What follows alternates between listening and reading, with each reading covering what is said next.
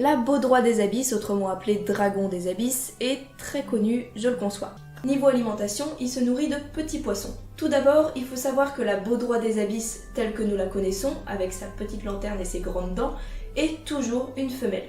Et oui, les mâles n'ont pas du tout le même aspect, ni la même taille.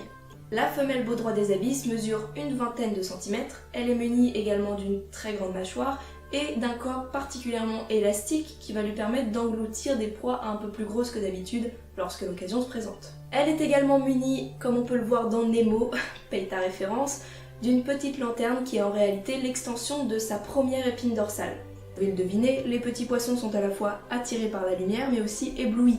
Ainsi, ils ne voient pas l'énorme poisson muni de grandes dents qui se trouve juste derrière. Cela les conduit directement dans la bouche de la baudroie. Ce poisson fait donc partie de ceux qui utilisent la bioluminescence pour attirer des proies.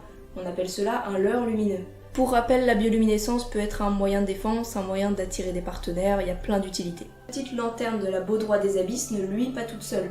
En réalité, ce sont des petites bactéries bioluminescentes qui se trouvent à l'intérieur et qui font briller tout ça. Les bactéries pourraient apparemment rentrer dans la lanterne par des pores, puis vivre ensuite en symbiose avec la baudroie, c'est-à-dire s'associer avec elle sur une longue durée vu qu'elles s'apportent mutuellement quelque chose. Et oui, pour les bactéries, la baudroie permet d'apporter protection et nourriture, et pour la baudroie, les bactéries lui permettent de faire briller le leurre qui va lui rapporter la nourriture aussi.